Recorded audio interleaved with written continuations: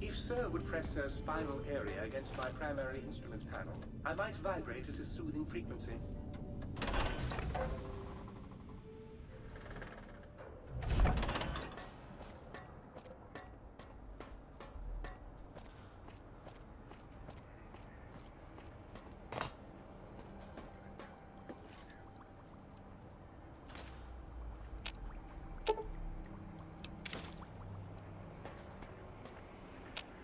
Breaking news! Talking lobotomite arrives in think tank. Its purpose, unknown. Undefinable. Its presence here, impossible.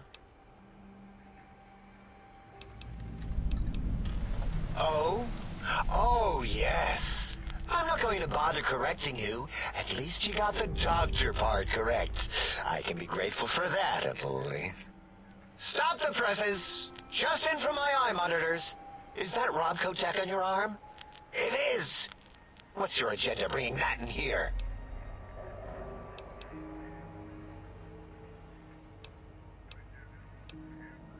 How dare you bring Robco tech in here?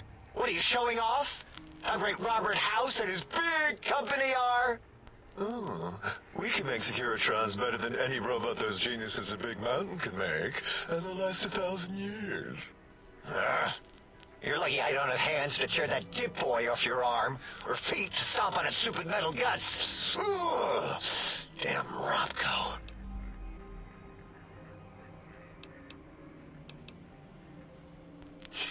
Worry about House? Why would I do this? Hope he died alone in a dingy room, streaming his last remaining bodily fluids into jars. And him and his dirty girdle bots. Don't even get me started on those filthy biological catcher's mitts. Fine. Ask.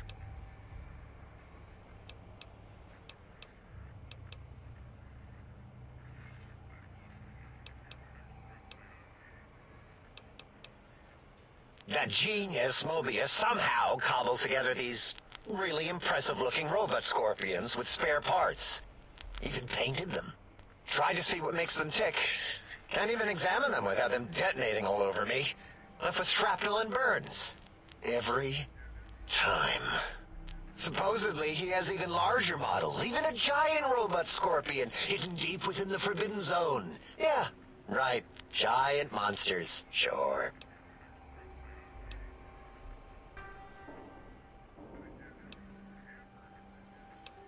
Fine. Ask.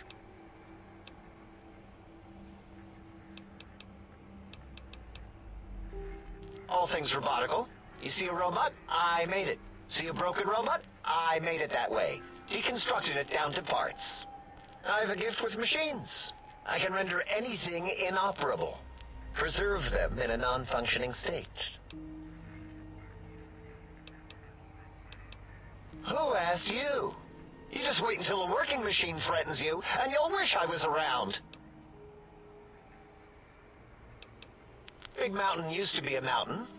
Then there was a slight mishap. Now it's a crater. The dome used to be buried, now it's exposed to the sky. Don't get me wrong. Makes the sky light up like a planetarium at night. All those spectra. So soothing.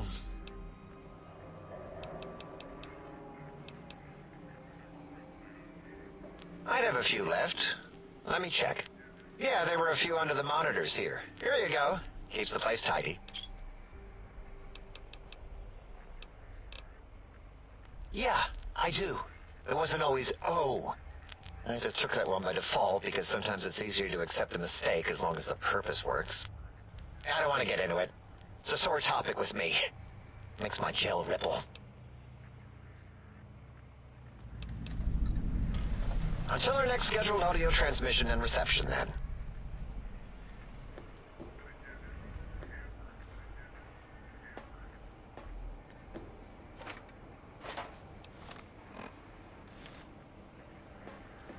You are an unusual specimen to so boldly walk into the mighty expanse of the think tank, fearless and proud as a teddy bear. Between the extraction of their higher reasoning abilities and urination-inducing fear, most lobotomites dare not approach us.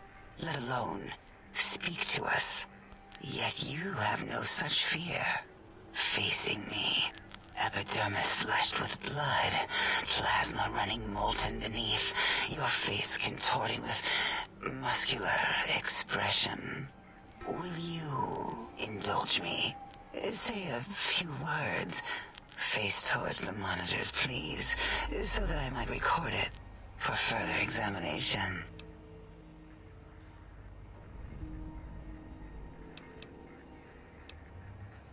How randomized? Ask your questions then.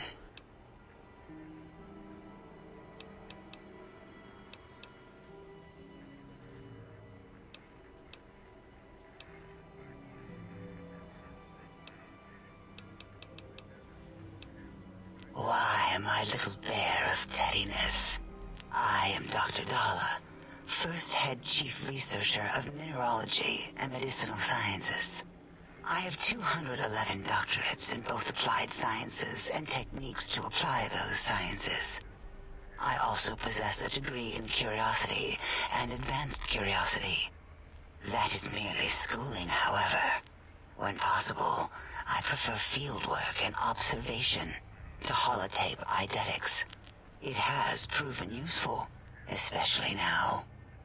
I have become the expert on humanology and lobotomite behavior here at Big Mountain. My research doesn't descend into formography. It is only science.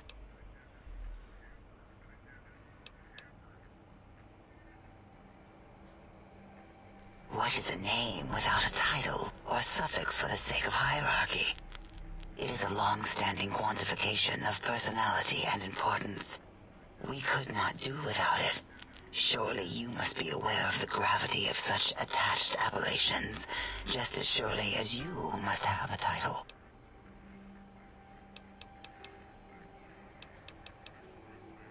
Oh, a mailman. A delivery man. Someone who takes parcels from place to place using their primitive feet or similar conveyance. You are the second one I've met in recent times. Very different specimens. Of course. You must have met others in your travels. This one had met other couriers too, although it sounded as if he hadn't met the correct one.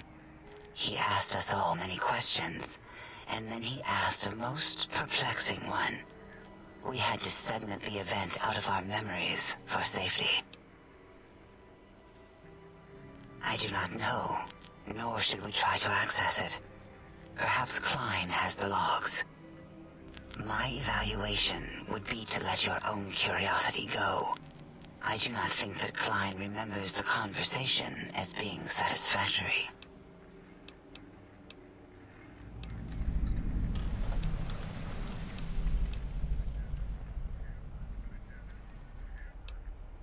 The Big Empty?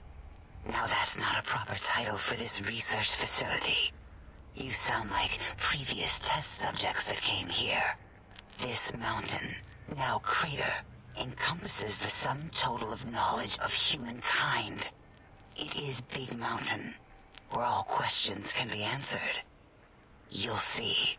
No matter what your questions, Big Mountain will provide the answers, as it has done for so many before you.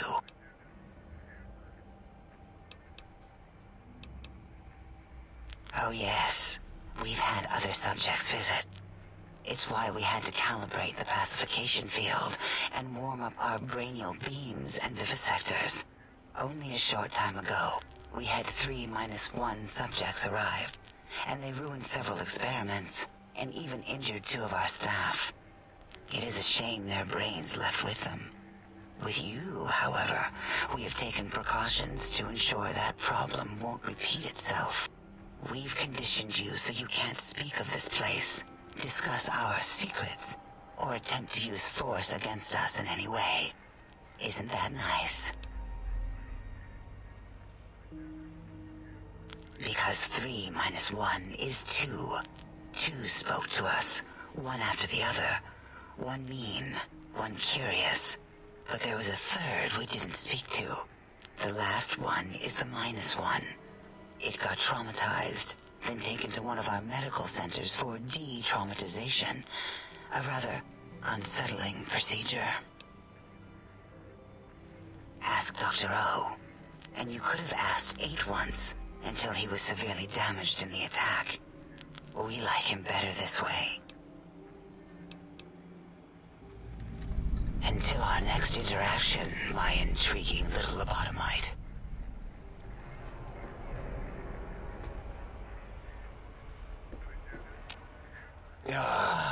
Predictable. The lobotomite specimen returns. Its purpose? Repetition. Chances of success? High. I don't like to talk about it. 8, he can't talk about it. They fried his voice module. Something good.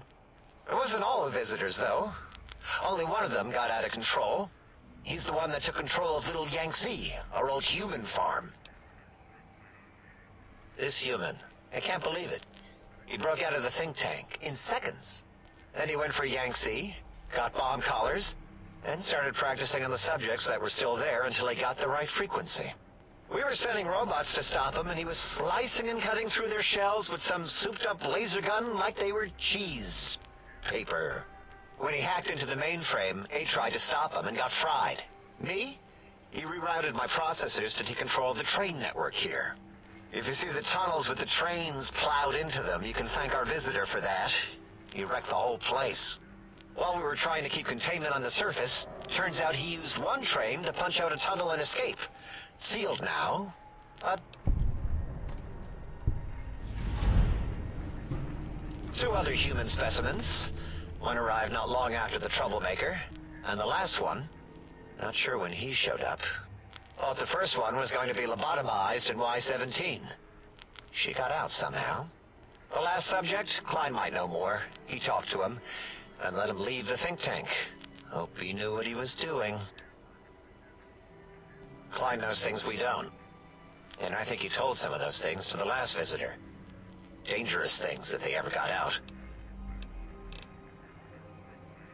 Until our next scheduled audio transmission and reception, then.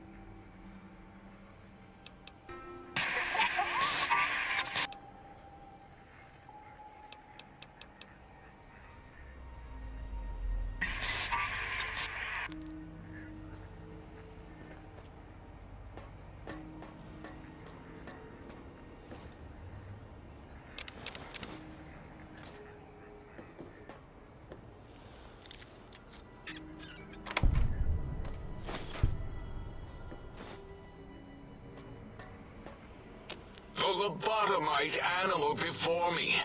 What other terrifying terrors will plague us in our quest for knowledge? Communists? Communist animals, perhaps? Be warned. Attempt to propaganda me. I will shriek as a frightened babe, calling loyal cyber dogs to my aid. Do you comprehend, commie animal?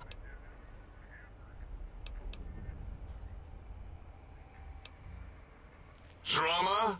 There is no drama in science. As I learned in high school, science is an intellectual pursuit devoid of bestial emotions. Unless, of course, you are a communist. Like Betsy Bright, who sat next to me in math, and her smoking Confederate Richie Marcus. As I learned in my high school, American High, AHS, drama is for movies, things of fiction. Here in the think tank, the only star is science.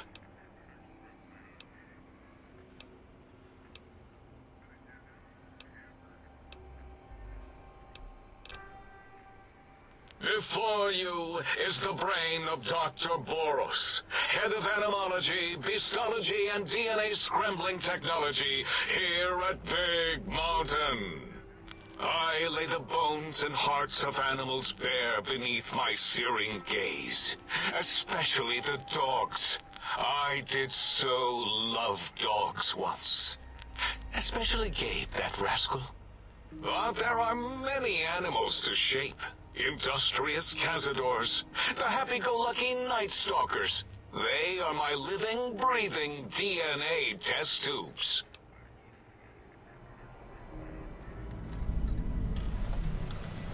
Indeed, docile, curious, safe, sterile. They are contained here at Big Mountain to preserve DNA and for observation.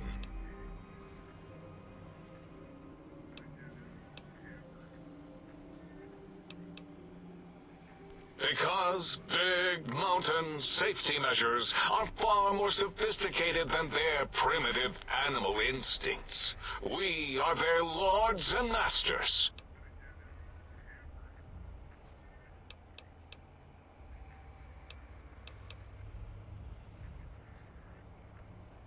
No, such creatures are found only here, for research purposes. They would no more be capable of escape than breeding. I cannot expect a lobotomite to understand the careful surgical castrating procedures used in their creation. Perhaps a demonstration of my castrating power would settle your doubts.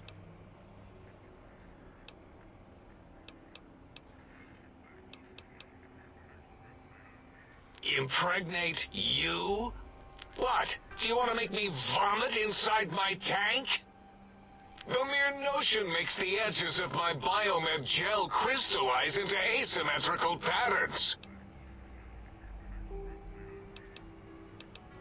Nonsense! That is what you speak. Nonsense from beyond. I was at the top of my high school class in American high school. I knew facts. I knew figures. I knew data. We would know if our research was flawed. It is not. We never contradict ourselves, so do not even try.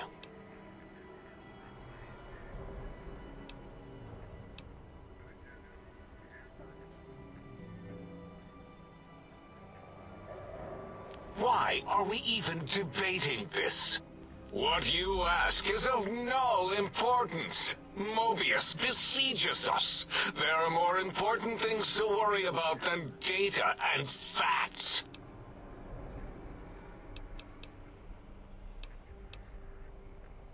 Until next time, then. Provided there is a next time. For any of us.